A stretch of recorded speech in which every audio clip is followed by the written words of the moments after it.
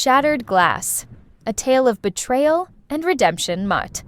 The discovery Truth Montgomery stood frozen in the doorway of her husband's corner office, her heartbeat thundering in her ears.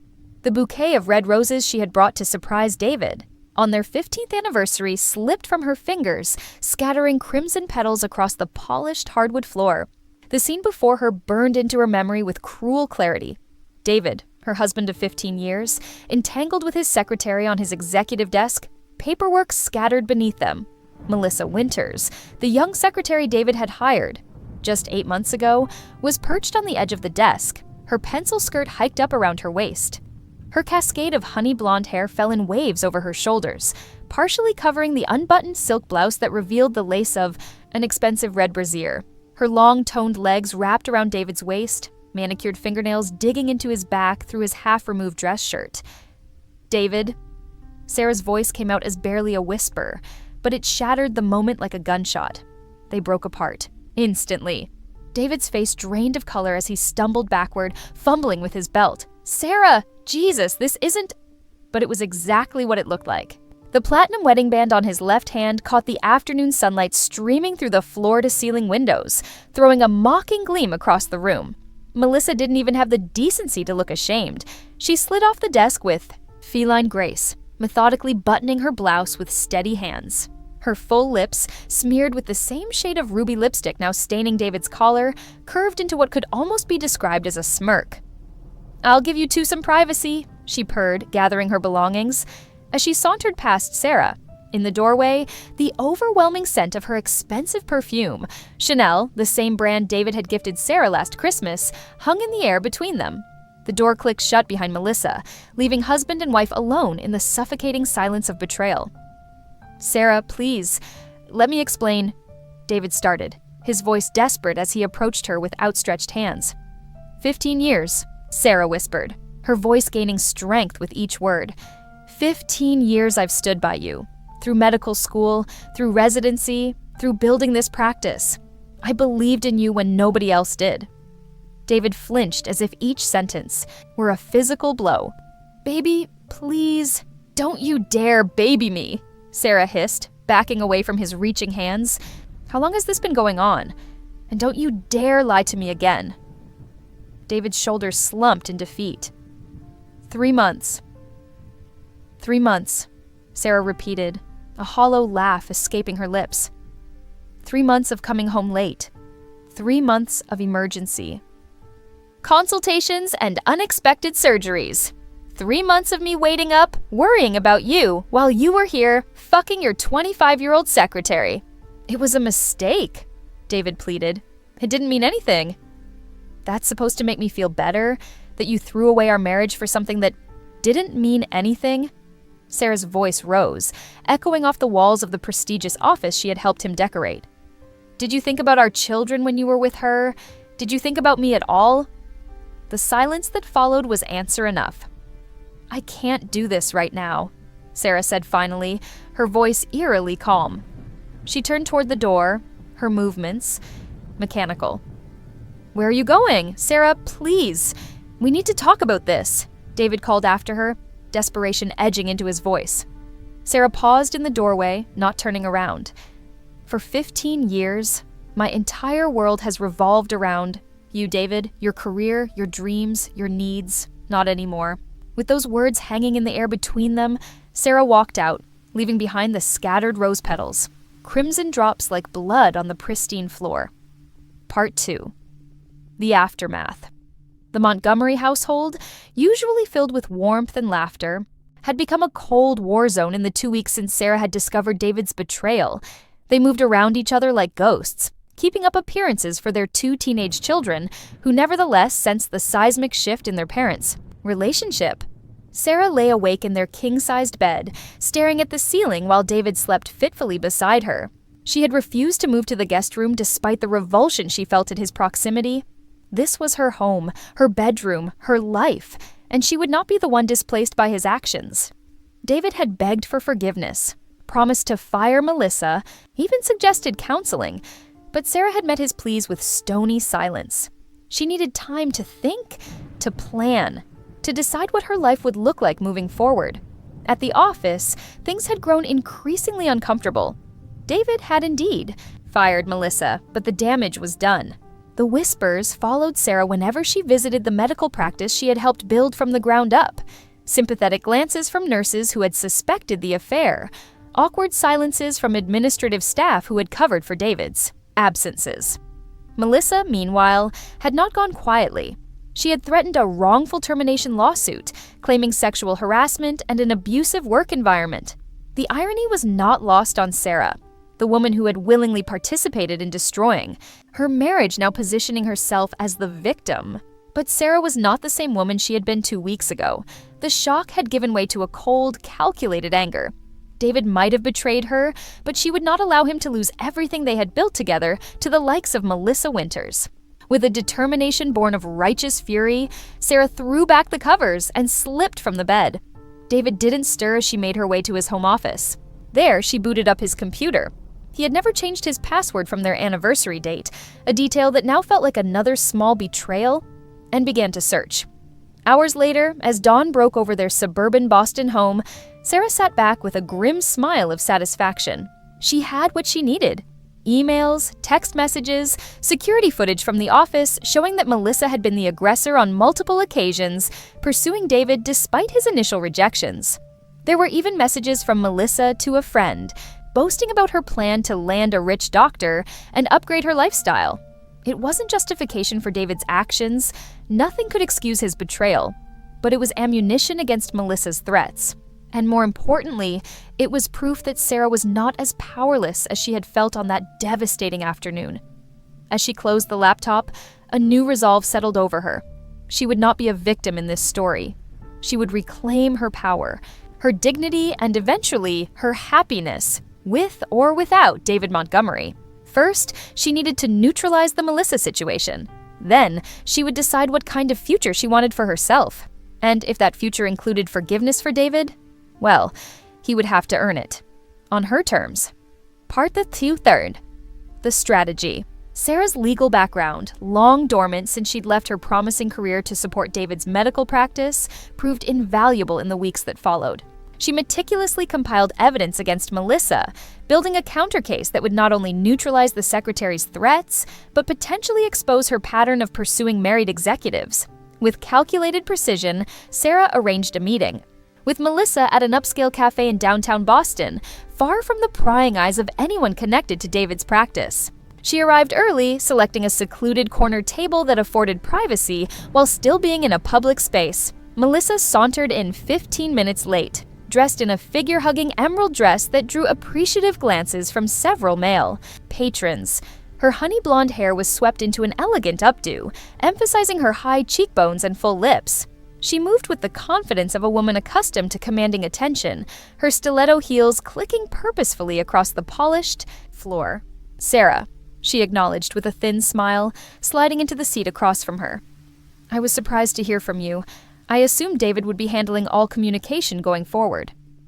"David doesn't know about this meeting," Sarah replied, coolly, noting how Melissa's eyes widened slightly at this information. "This is between you and me." Melissa leaned back, crossing her legs slowly. "I'm listening. I'll get straight to the point," Sarah said, opening a sleek leather portfolio. "Your lawsuit against my husband is going nowhere, and we both know it. What you don't know is that I have enough evidence to not only discredit your claims, but potentially file charges against you for blackmail and extortion." She slid several printed emails across the table, correspondence between Melissa and a friend, detailing her plan to seduce David and then threaten legal action if he ever tried to end their affair. The color drained from Melissa's face as she scanned the documents. "How did you— That's not important," Sarah cut her off. "What's important is what happens next. You have two options, Melissa. Option 1. You drop all claims against David, sign a non-disclosure agreement, and disappear from our lives permanently. In return, these emails and the other evidence I've gathered stay private." Melissa's perfectly manicured nails tapped nervously against the tabletop. "And option 2? Option 2 is considerably less pleasant for you," Sarah said, her voice dangerously soft. "I take everything I have to the police, to the medical board, and to every hospital and medical office in New England. You'll never work in healthcare again. And trust me, word travels fast in professional circles. Your reputation will precede you in whatever field you try to enter next. For the first time since Sarah had met her, Melissa Winters looked genuinely frightened. "You're bluffing," she said, but her trembling voice betrayed her uncertainty. Sarah merely smiled, retrieving a USB drive from her purse. "Everything's backed up in multiple locations. I've spent 15 years being the supportive doctor's wife, Melissa. I've hosted charity galas, befriended hospital administrators, and built relationships with people in positions of power throughout this city. People respect me. They'll listen when I speak." She leaned forward, her voice dropping to a whisper. "You picked the wrong family to try to destroy." Melissa stared at her for a long moment, calculation evident in her eyes as she weighed her options. Finally, she reached for the NDA that Sarah had placed on the table. "I'll need to have my lawyer review this," she said stiffly. "Of course," Sarah agreed. "You have 48 hours. After that, I start making phone calls." As Melissa gathered her things to leave, Sarah added, "Oh, and Melissa, I'd start looking for opportunities outside of Boston. A fresh start would be best. For everyone involved." Watching the younger woman rush out of the cafe, Sarah felt no triumph, only a grim satisfaction that the first phase of reclaiming her life was complete. Now came the harder part, deciding what to do about her marriage. Part 4. The Reckoning. 3 days after her meeting with Melissa, Sarah received confirmation that the NDA had been signed and all threats of legal action withdrawn. Melissa had reportedly accepted a position with a medical practice in Phoenix, effectively removing herself from their lives. It was one problem solved, but the larger issue, her shattered marriage, remained. David had been walking on eggshells around her, sleeping in the guest room at her insistence, attending the marriage counseling sessions she had eventually agreed to, and generally doing everything in his power to demonstrate remorse. But Sarah remained guarded, uncertain whether their relationship could or should be salvaged. On a rainy Friday evening, after the children had gone to stay with Sarah's sister for the weekend, she finally decided it was time for the conversation they had been avoiding. "We need to talk," she said, finding David in his study, absently, reviewing patient files. He closed the folder immediately, giving her his full attention, something that had become rare in the years leading up to his affair. "I'm listening." Sarah took a deep breath. "I handled the Melissa situation. She's dropped all claims and moved across the country. You don't need to worry about legal action or professional repercussions." Relief flooded David's features. "Sarah, I don't know how to thank you." "I didn't do it for you," she interrupted sharply. "I did it for our family, for the practice we built together, and for myself. I refuse to let her take anything else from us." David nodded solemnly. "I understand. And I'm still so sorry for what I'm not finished," Sarah said, holding up a hand. "I've been doing a lot of thinking these past few weeks. About us, about our marriage, about how we got to this point." She moved to the window, watching raindrops trace jagged paths down the glass. Not unlike the tears she had shed in private moments when her pride wouldn't allow her to break down in front of David. "I realized something important," she continued. "While what you did is unforgivable, I bear some responsibility for the state of our marriage before the affair." David looked startled. "Sarah, no, this was my mistake, my weakness." "Let me finish, David," she said firmly. "For years, I lost myself in your career, your ambitions. I set aside my own dreams, my own identity. I became Dr. Montgomery's wife instead of Sarah Montgomery, the woman with her own goals and passions. And somewhere along the way, we stopped seeing each other, really seeing each other." She turned to face him, her expression resolute. "I'm not excusing what you did, but I am acknowledging that we both allowed our marriage to become vulnerable." David rose from his chair, approaching her cautiously. "What are you saying?" "I'm saying that I haven't decided yet whether I can forgive you, whether we can rebuild what's been broken," Sarah replied honestly. "But I do know that if we have any chance at all, things need to change fundamentally. For both of us." She reached into her pocket and withdrew a folded document. "This is a post-nuptial agreement. My lawyer drew it up. It protects my interests and those of our children if you ever betray this family again." David took the document with trembling hands, scanning its contents. His face paled as he realized the financial implications. He would walk away with virtually nothing if he ever cheated again. "I'll sign it," he said without hesitation. "Sarah, I'll do whatever it takes. I know I don't deserve another chance, but if you're willing to try, I swear to you I'll spend the rest of my life making this right." "There's more," Sarah continued. "I'm going back to law school in the fall. Part-time at first, but with the goal of eventually returning to practice. I've already been accepted at Boston University." David's expression registered surprise, then understanding, and finally, respect. "That's fantastic, Sarah. You were an incredible attorney. You still are," as Melissa discovered. A ghost of a smile flitted across Sarah's face. "Yes, well, it turns out I haven't lost my edge after all these years." "What else?" David asked, sensing there was more to her terms. "Couples counseling, not just for a few sessions, but as a long-term commitment. And you'll need individual therapy as well to address whatever led you to risk everything we built together." David nodded solemnly.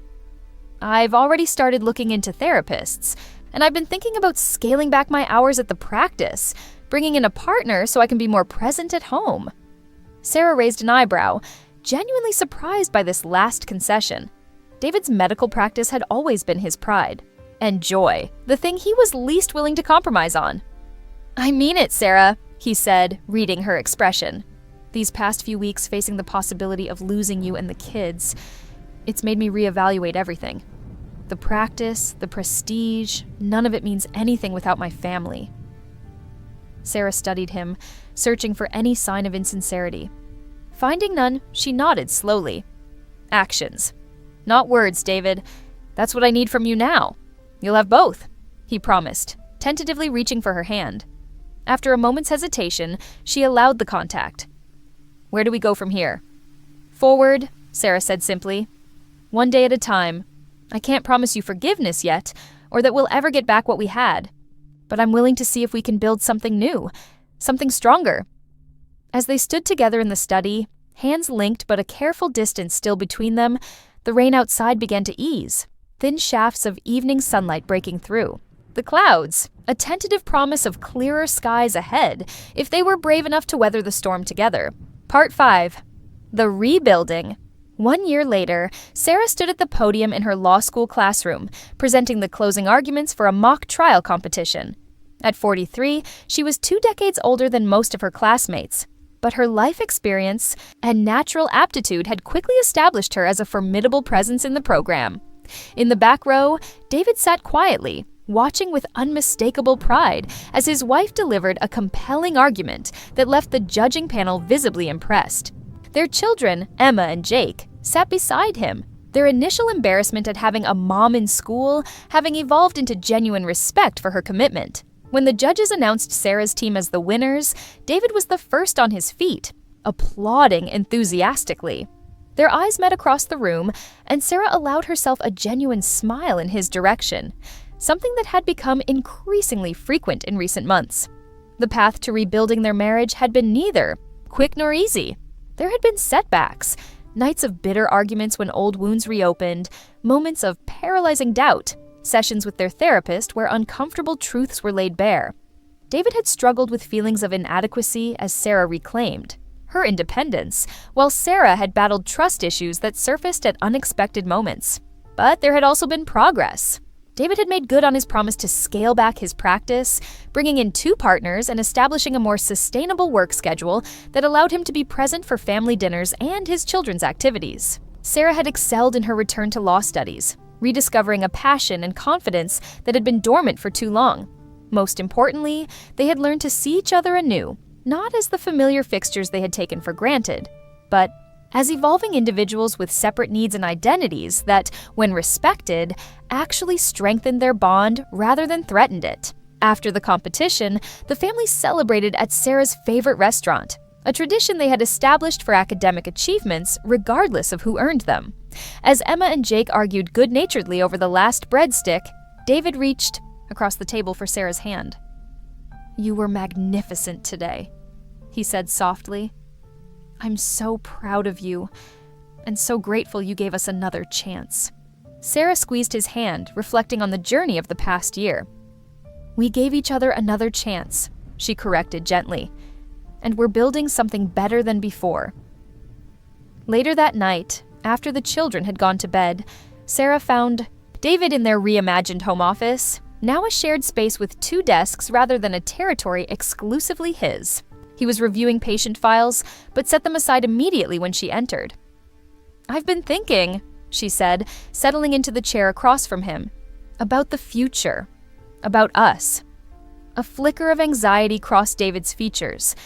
These conversations still triggered a fear that she might decide their marriage wasn't salvageable after all. "The anniversary of that day is coming up next week," she continued carefully, "and I've made a decision." David waited, scarcely breathing. "I forgive you," Sarah said simply. "Not because what happened wasn't profoundly painful or because I've forgotten it, but because holding on to anger and hurt is preventing us from fully moving forward. And I want to move forward, David, with you." Tears welled in David's eyes as the weight of the past year, the guilt, the uncertainty, the constant effort to redeem himself, culminated in this moment of grace he had desperately hoped for, but never felt entitled to expect. "I don't deserve you," he whispered, voice thick with emotion. "It's not about deserving," Sarah replied, moving to kneel beside his chair. "It's about choosing. Every day, we choose who we want to be and who we want to be with. I'm choosing us, David, the new us." As he gathered her into his arms, Sarah reflected on the woman she had become through this ordeal.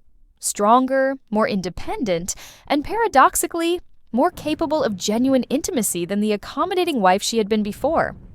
The betrayal that had nearly destroyed her had instead forced her to rebuild herself from the ground up, creating a foundation too solid to be easily shaken again.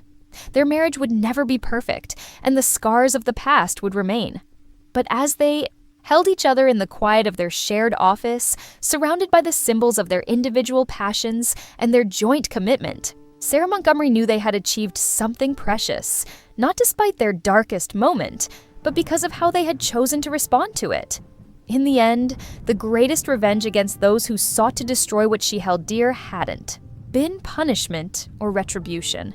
It had been reclaiming her power, rebuilding her life on her own terms, and creating a relationship stronger than the one that had been broken.